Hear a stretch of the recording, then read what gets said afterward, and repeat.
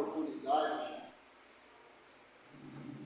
pois assim pedimos e assim estamos recebendo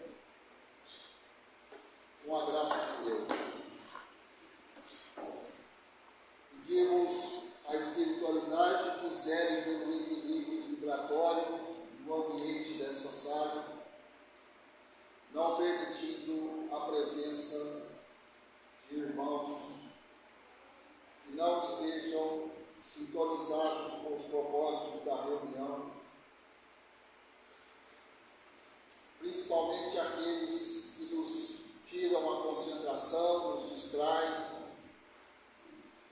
fazem com que o nosso pensamento fique solto, sem compromissos, sem a devida atenção aos textos, às palavras, aos ensinamentos que foram designados para essa noite, e aos encarnados presentes. Pedimos que se concentrem nas preces, nas orações, elevando o pensamento, elevando o padrão vibratório, para que possamos estabelecer uma união forte com os nossos irmãos do plano espiritual, que sempre se fazem presentes, nos acompanhando, nos auxiliando, nos incluindo e principalmente nos proporcionando o conforto que os breves momentos aqui dentro dessa casa nos proporcionam. Pai nosso que estais no céu, santificado seja o vosso nome. Venha a nós ao vosso reino, seja feita a vossa vontade, tanto na terra quanto no céu. O pão nosso de cada dia dai-nos hoje, Senhor. Perdoa, Pai, as nossas dívidas, as nossas ofensas, assim como nós perdoamos aos nossos devedores e aos nossos ofensores. E não nos deixeis cair em tentações, mas livra-nos de todo o mal, que assim seja.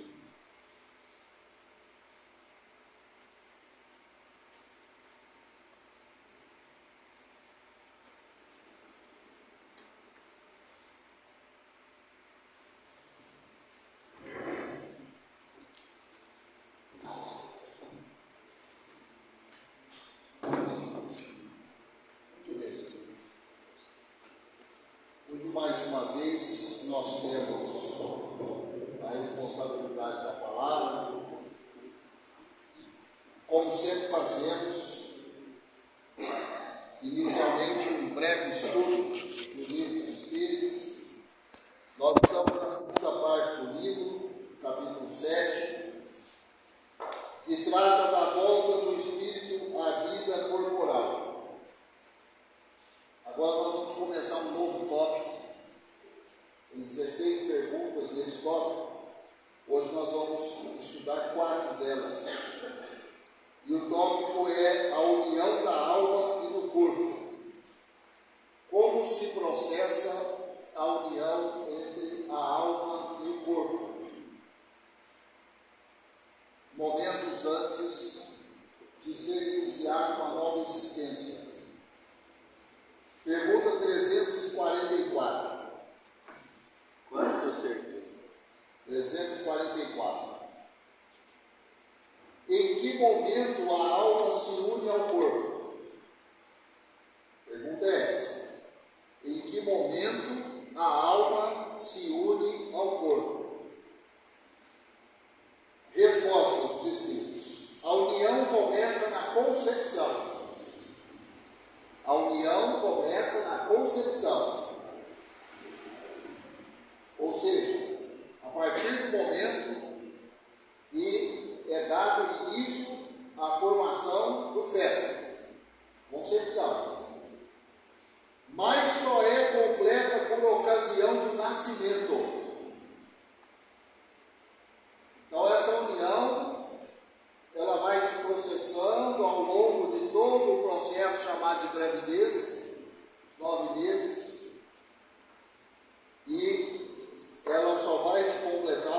ocasião do nascimento.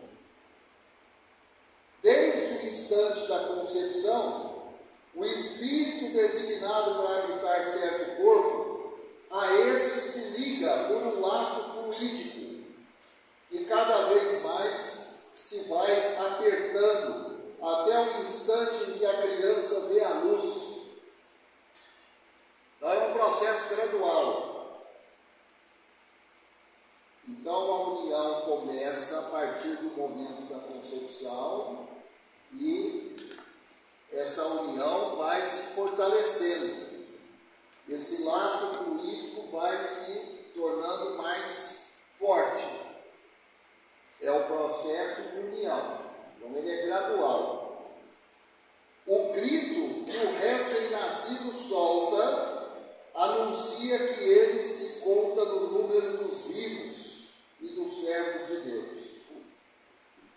Que é o que acontece com a quase totalidade, se não a totalidade dos recém-nascidos. Então, essa é a explicação que os Espíritos deram sobre a pergunta em que momento a alma se une ao corpo. Então, não existe um momento específico, é um período. Mas o assunto continua. 345. É definitiva a união do espírito com o corpo desde o momento da concepção?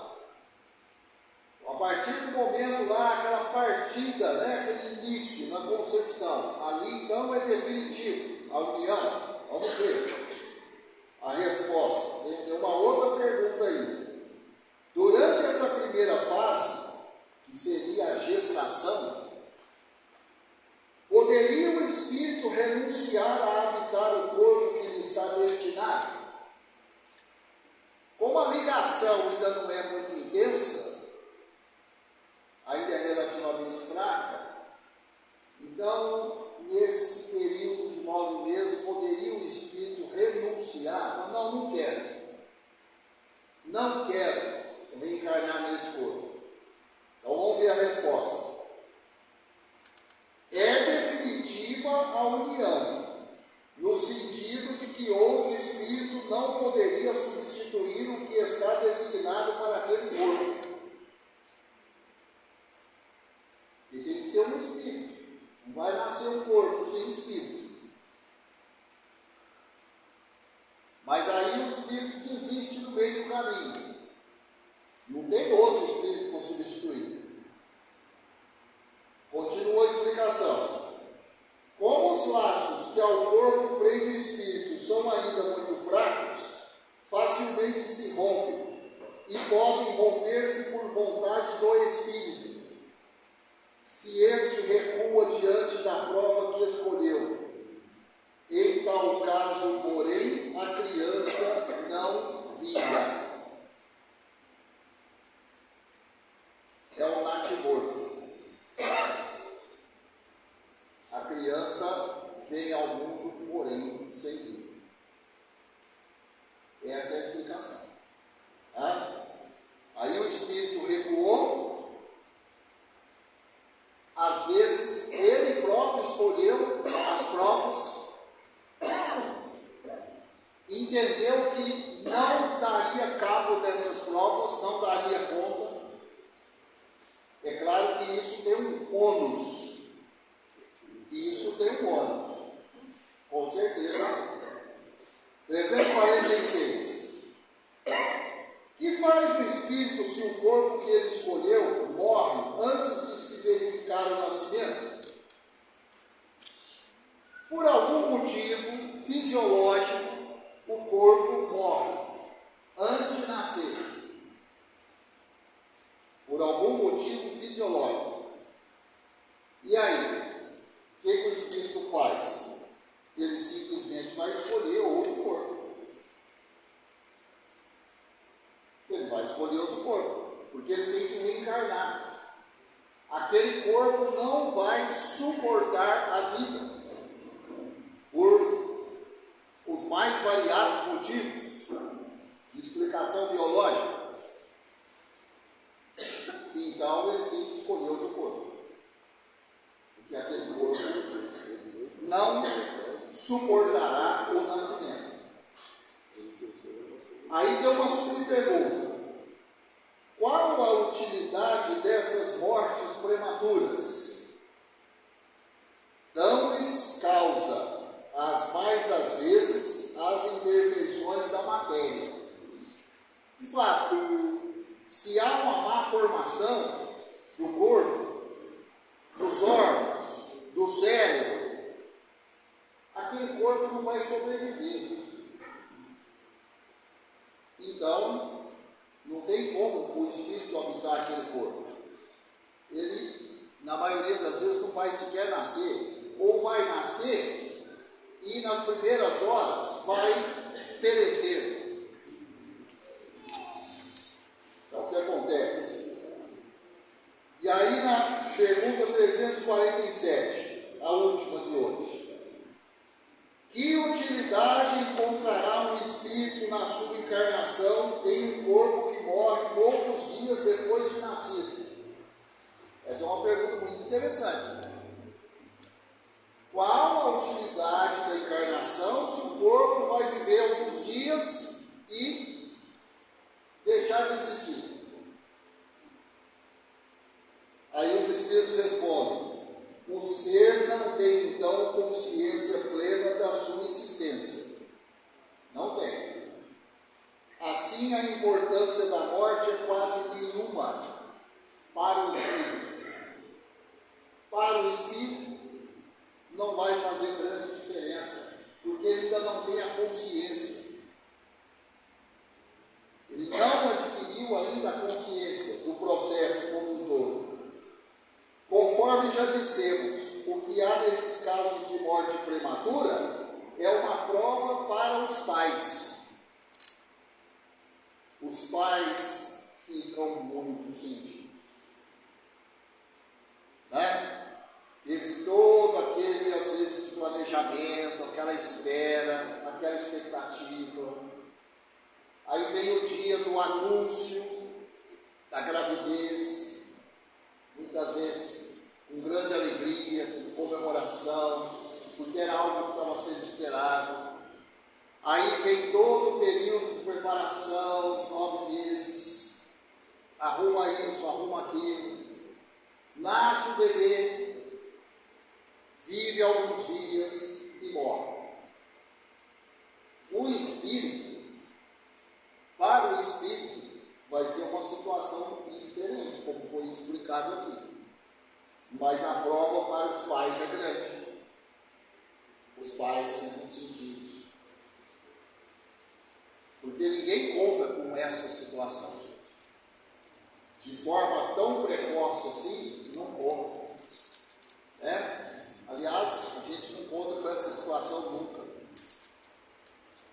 A gente esquece, né? Pensa que é eterno. O corpo é eterno. Não é.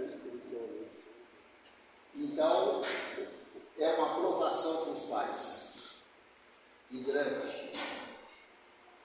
Certamente existe uma carga aí de débitos, e essa foi a forma de se reparar parte desses débitos. Com essa provação doída, sofrida, né? A família inteira se comove, as pessoas mais próximas, porque afinal de contas são muitos os que ficam aguardando o momento. E aí acontece esse desfecho. Então é uma prova grande para os pais. Tá? Hoje nós vamos ficar nessas 4 perguntas. Como eu disse, são 16, né?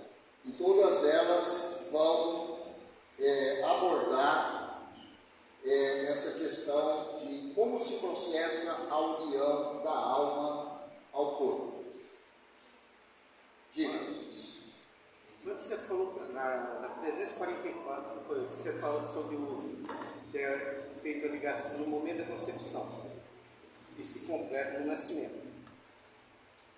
Muitos têm dúvida sobre onde está a alma da criança. Ou seja, que a gente aprendeu que um corpo só é habitado por um espírito. Sim. E aí? Esse cordão, esse espírito, está ao lado, está longe? Onde está? Porque ele está ligado ao corpo da criança pelo cordão fluídico. Isso. Só que não pode estar dentro da barriga da mãe. Porque seria igualzinho naquele negócio do princípio da física. O corpo não pode, dois corpos não podem ocupar o mesmo espaço. Você está colocando. Aí, esse corpo, essa alma, está junto, está longe, onde está? Esse espírito, né? Ou quase algo próximo da encarnação, ele ainda está na transição do plano espiritual, onde ele estava, para o plano terreno. Por isso que se diz que durante esse período a ligação ainda é relativamente fraca, ela não é intensa, né? Mesmo porque tem todo o processo de formação do corpo físico, do feto, e tem que oferecer condições de abrigar a vida.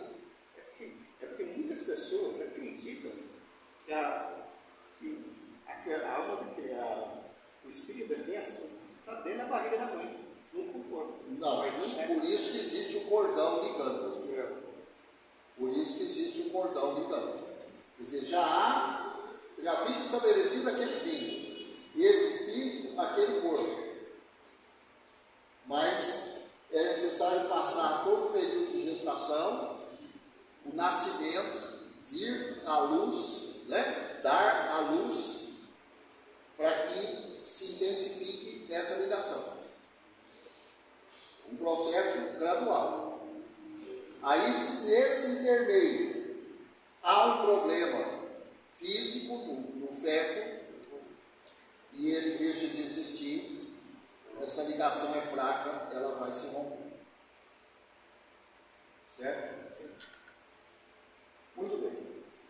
Então, numa outra oportunidade, a gente continua esse assunto. Agora, no livro Caminho, Verdade e Vida, livro foi ditado pelo Espírito de Emmanuel e psicografado pelo Chico, hoje nós vamos estudar a lição 25. E essa é uma lição de um significado, todas são, né? Eu falo isso sempre. Todas são importantes, as lições. Mas essa de hoje, ela assume uma importância, eu acho que destacada, no contexto das importantes, que são todas. A lição tem o título Tende Calma. Para pensar no ritmo em que nós estamos vivendo hoje. Eu falo isso principalmente para mim, mas cada um pense aí no ritmo que você está vivendo. E aí não é difícil você entender que esse título aqui, ele é direto para cada um de nós. Tende calma. Quem pronunciou essa expressão foi simplesmente nosso irmão maior Jesus. E para quem que ele falou isso aí? Os discípulos que estavam juntos com ele. Em que momento que ele falou isso daí? O que estava acontecendo? Certamente alguma agitação muito grande. Para ele falar, tendes calma, é porque a coisa devia estar meio tumultuada. E estava. Porque tinha uma multidão de gente com fome e simplesmente não existia comida. Não tinha o que comer, não tinha o que beber. E os discípulos, preocupados, e chegaram para o mestre com essa preocupação toda: o que nós vamos fazer? E esse monte de gente, e nós não temos o que oferecer. Então,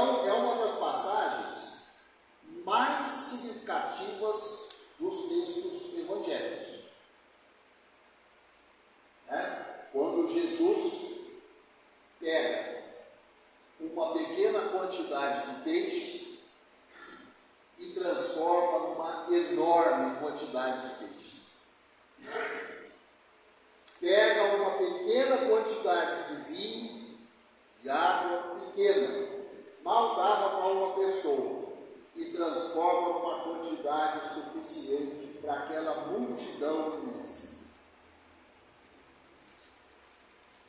A multidão é simplesmente a humanidade, hoje. Isso aconteceu há 2000 anos atrás. Vamos trazer para o nosso tempo. 2025.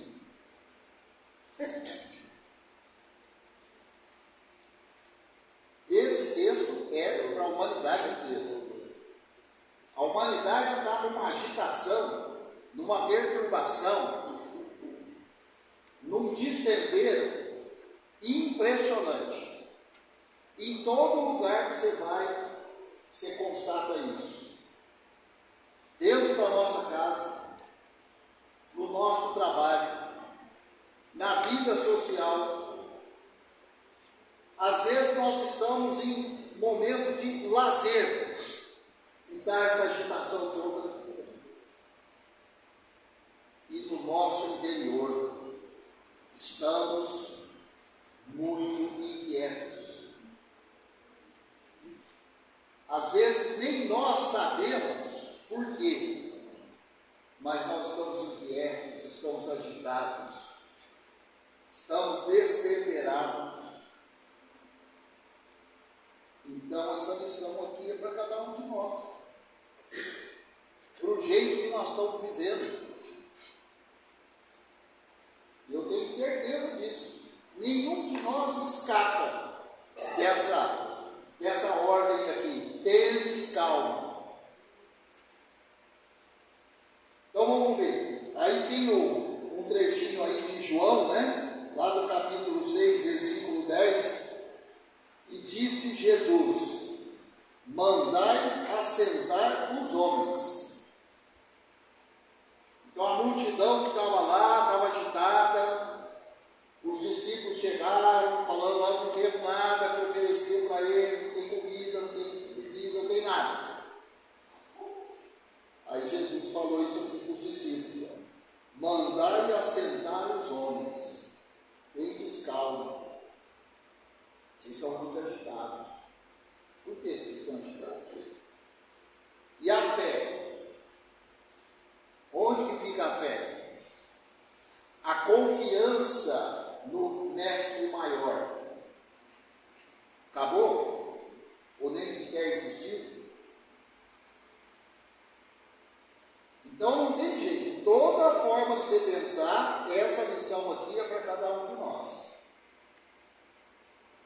Essa loucura que nós estamos vivendo dia a dia. Esta passagem do Evangelho de João é das mais significativas. Verifica-se quando a multidão de quase 5.000 pessoas tem necessidade de pão no isolamento da natureza. Os discípulos estão preocupados. Filipe afirma que 200 dinheiros não bastarão para atender a dificuldade imprevista. Então o Filipe chega em Jesus e fala: nem questão de dinheiro, 200 dinheiro, ia ser muito. Não vai dar para comprar comida para esse povão todo. O que nós vamos fazer? Então os discípulos estavam também perturbados e incomodados com a situação. Não estavam enxergando solução. Né? André conduz ao mestre um jovem que trazia consigo 5 pães de cevada e 2 peixes. 5 pães e 2 peixes. E segundo os textos aqui, tinha 5.000 pessoas. Não precisa dizer que não ia dar, né? Ia dar mais confusão, mais encrenca. Todos discutem. Jesus, entretanto, recebe a migalha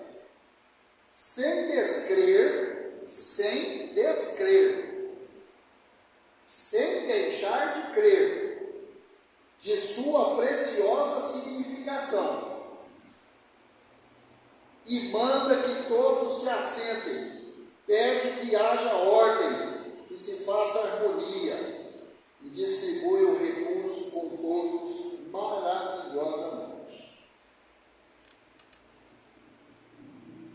Então, enquanto todos estavam perdidos, atordoados, desorientados com a situação, Jesus, na sua bondade infinita, na sua fé infinita, né?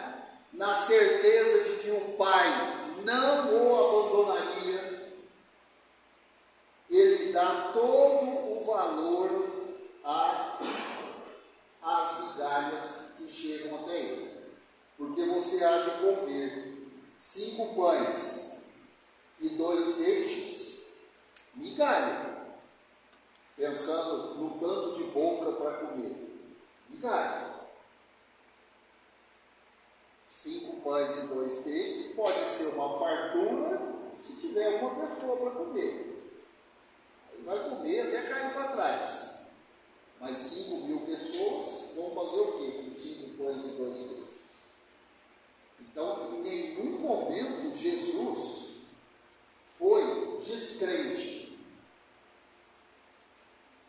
E mais, ainda mandou os discípulos, passou a ordem, manda todo mundo se assentar, ficar calmo, entrar em harmonia.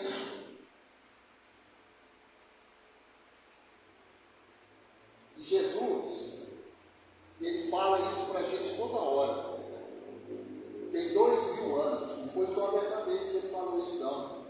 Ele falou isso essa vez e continuou falando isso, todo dia, toda hora.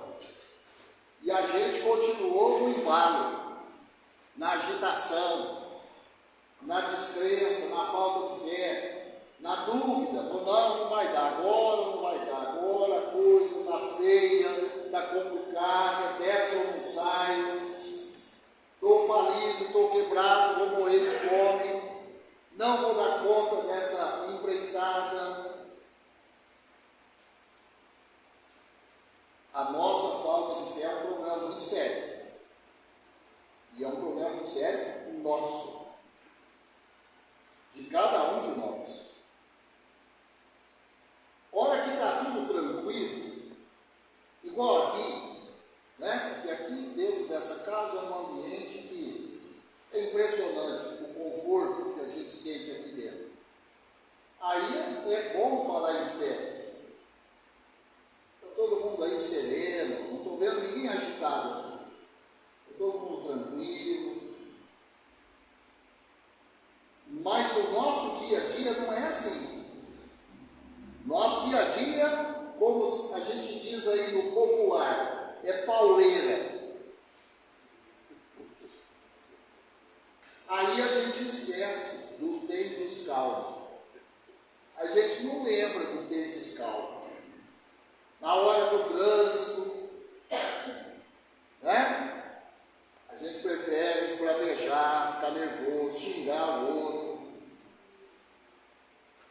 Na hora da discussão dentro de casa, na hora dos desentendimentos, na hora que você olha os boletos, fala, ixi, esse mês eu me enrolei. Esse tanto de boleto aqui, e o dinheiro que eu tenho por mês não vai dar, a conta não vai fechar. Aí já desorienta, aí já briga com o primeiro que estiver perto de você, e nem quer saber por quê, mas você briga assim mesmo. É porque a conta não está fechando, então você tem que pegar alguém para Cristo. Tem que pegar alguém como culpado. E vai por aí afora, os relacionamentos. Mas Jesus está lá o tempo inteiro.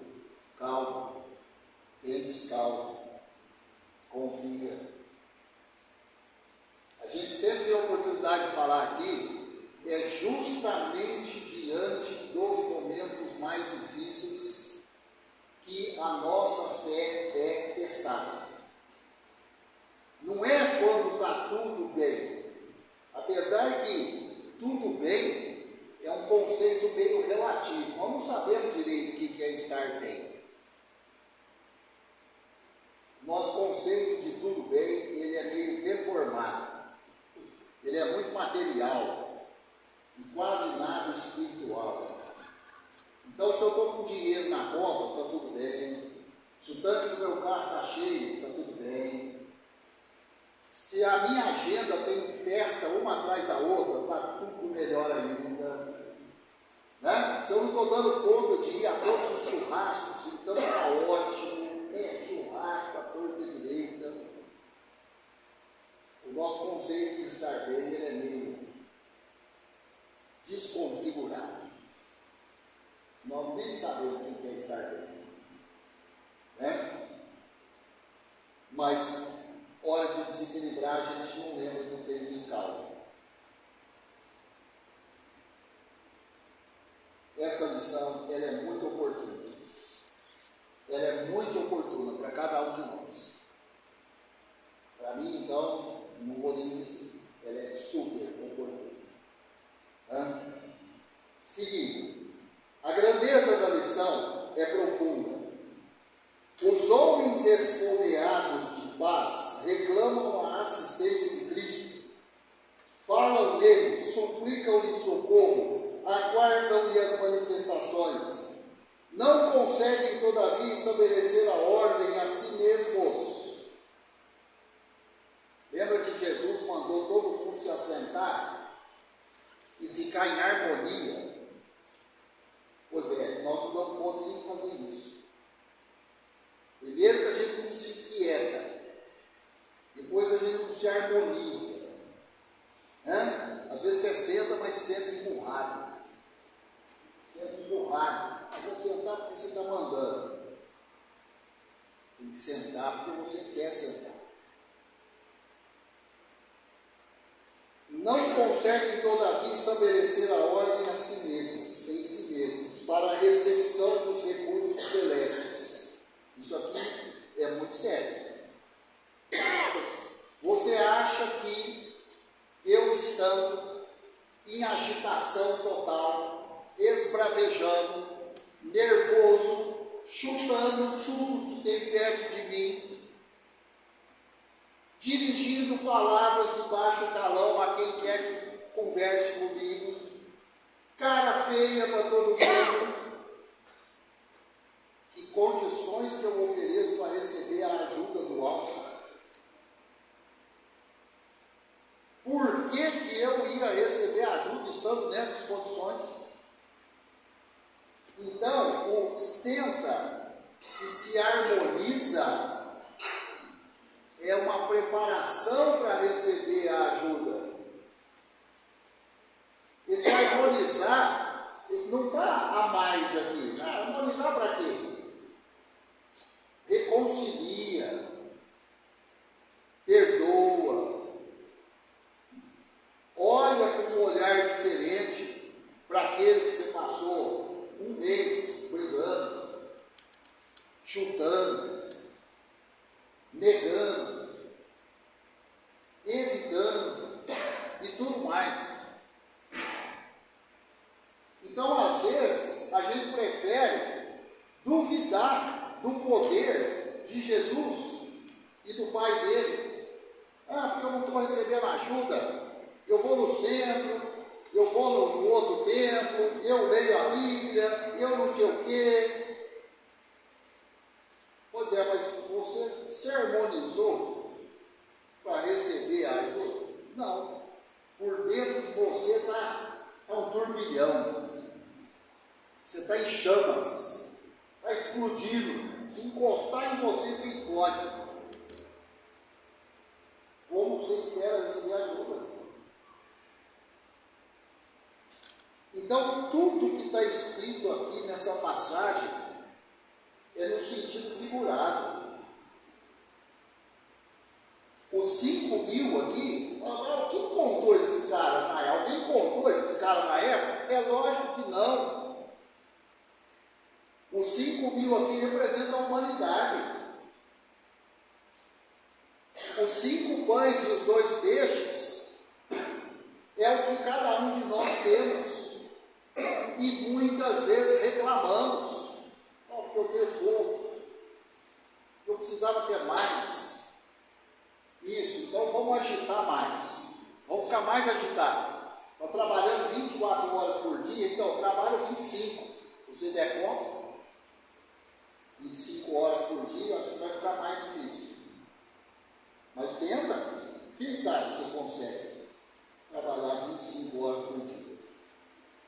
Né? Perdoa menos. Pratica mais o olho por olho, dente por dente. Não, comigo é assim mesmo. Escreveu, não leu, qual comeu. Isso. Vai seguindo. E aí depois reclama que não recebe a ajuda para quem você pediu ajuda. Você não se harmonizou, você só esqueceu desse detalhe. Você não se harmonizou. Primeiro que você custa sentar, mas não tem tempo para sentar não. Sentar não é sentar igual vocês estão aí sentados. Isso também é figurado. Sentar é se acalmar, tranquiliza a sua alma. Harmonizar. Até para harmonizar, você tem que dar uma tranquilizada. Tá? Faz um esforço aí para dar um sorriso, para falar um bom dia. Bom dia a gente fala, não é só para quem a gente conhece. Às vezes a primeira pessoa que vai cruzar com você no dia é alguém que você não conhece. Então não dá bom dia? Não conheço, vou ficar dando bom dia para quem eu não conheço. Então você já começou o dia pela contramão. Como é que vai harmonizar? Aí no final do dia você fala, mais um dia difícil, mais um dia complicado. E você mesmo criou. E você mesmo criou. Essa lição aqui, olha, eu vou falar, é uma cacetada na cabeça de cada um de nós. Ou na muleira, se você preferir. Misturam Jesus com as suas imprecações. O que é imprecações? Imprecações são maledicências. Sem perceber, a gente faz isso direto. Você está ali uma hora em embalo nas maledicências. E no meio aparece Jesus da sua boca. Você acha que vai dar liga? Você ali jogando tudo quanto é podridão para fora, e no meio você fala em Jesus. Oh meu Deus, oh Jesus. E tome xingatório. Não tem como estar certo nisso. Uma coisa não condiz com a outra. E a harmonização? Não vai ter? A harmonização é a preparação para receber ajuda. Seria muito bom, né? Eu não preciso me preparar, eu continuo sendo do jeito que eu sou, e eu sou ajudado do mesmo jeito. Mas então seria maravilhoso, né? Eu não faço por onde e recebo ajuda assim mesmo. Então para que fazer por onde, se todo mundo vai receber ajuda? Porque às vezes a lei do progresso, ela é interpretada de forma muito equivocada. Não, porque falou lá no centro que todo mundo vai progredir, todos os espíritos vão progredir. Aí a pessoa acha que ela não tem que fazer nada para progredir. Não, porque todo mundo vai progredir de um jeito ou de outro. Então eu não preciso me desdobrar. Como se diz, eu vou no embalo. A turma vai progredindo e vai me empurrando junto. Não, senhor. Você vai progredir sim, mas você vai sofrer um atraso muito grande. Mas muito grande. De séculos, de milênios. De planeta que você vai habitar. Você não tem noção. noção do tamanho do atraso, por conta da sua inércia. Por conta da sua inércia. Não quis fazer nada para melhorar. Naturalmente se desesperam, cada vez mais desorientados, porque não querem ouvir o convite à calma. Não querem ouvir o convite à calma. Tem gente que às vezes quando você fala calma, calma, e calma o quê? Não está vendo aqui o tanto de problema que eu estou, você tem que falar em calma? É ou não é? É desse jeito. Você está vendo aqui, o mundo está pegando fogo, você vem falar para eu ficar calmo. Então tá bom, então pega fogo junto. Queima. Não se acendam para que se faça ordem, persistindo em manter o próprio desequilíbrio. Olha a quantidade de problemas psíquicos, mentais, que as pessoas estão sendo acometidas nos dias de hoje.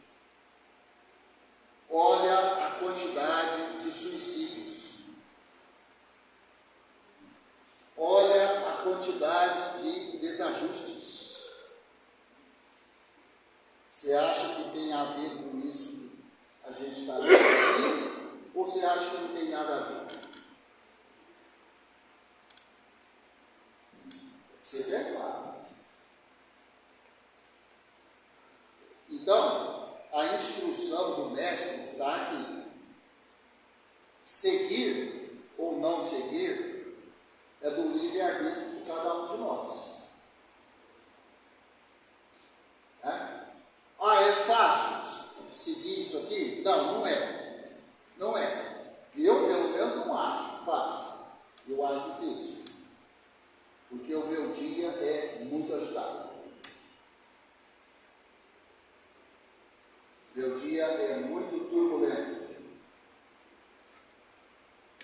E vai. E se eu não me policiar, a agitação entra noite afora. Se eu não ponho meu celular aqui no silencioso, ele fica tocando o tempo inteiro enquanto eu estou aqui falando com vocês. E é tudo coisa do serviço. Então senta e tenha calma. Então, é fácil? Não. Se não for uma coisa, eu tenho que fazer isso, porque senão não tem como. Senão não tinha jeito nem de eu estar aqui conversando com vocês. Então, a gente tem que ter mais disciplina. Falou aqui, ordem. Tem que ter ordem. Senta, acalma, harmoniza, bota a ordem. É certeza que a ajuda do irmão maior chega para você. Primeiro, que vai ter um ambiente para você conversar com ele direitinho. Você não acha que você vai conversar com ele xingando, nervoso, chutando tudo. Não, você não sonhou com isso, não. Porque não tem jeito. Harmoniza. Cria uma atmosfera. A gente fala tanto aqui do culto do lar. A gente fala muito do culto do lar. Você acha difícil fazer um culto do lar? Tira 5 minutos para você fazer uma reflexão. Chama lá seu companheiro, sua companheira. 5 minutos de oração. Desliga os telefones. Não atende campainha. Desliga a televisão. 5 minutos de oração. Em silêncio. Nós não sabemos orar. Não tem problema. O silêncio é oração. Silêncio é prece. Qualquer casa espírita que você vai, tem isso escrito na parede. Só que a pessoa não leva a sério. Silêncio é prece. Quando eu fico em silêncio, eu estou harmonizando. A gente até às vezes vê uma comparação assim, a nossa fosse um lago. Um lago. Quando o lago está com a água tranquila, sem turbulência, sem vento, com aquele espelho, tudo se reflete no lago, de forma linda, maravilhosa. Mas quando tem um vendaval e o lago fica todo agitado, você não consegue mais ver sua imagem refletida no lago. Você não consegue ver o reflexo do sol, da lua, de nada. Por quê? Porque as águas estão agitadas. Então imagina a nossa mente como sendo um lago. Quer ver o reflexo? Serena. Serena. Não quer ver nada, quer ficar cego. Agita. Agita bastante, porque você não vai enxergar nada. Então essa é a mensagem de hoje, para a nossa reflexão, para a gente ir para casa, pensar nisso aqui e praticar. Né? Agora nós vamos para o trabalho com paz, lembrando sempre a importância das preces, né? Das orações. E se for difícil, fique em silêncio, se está orando.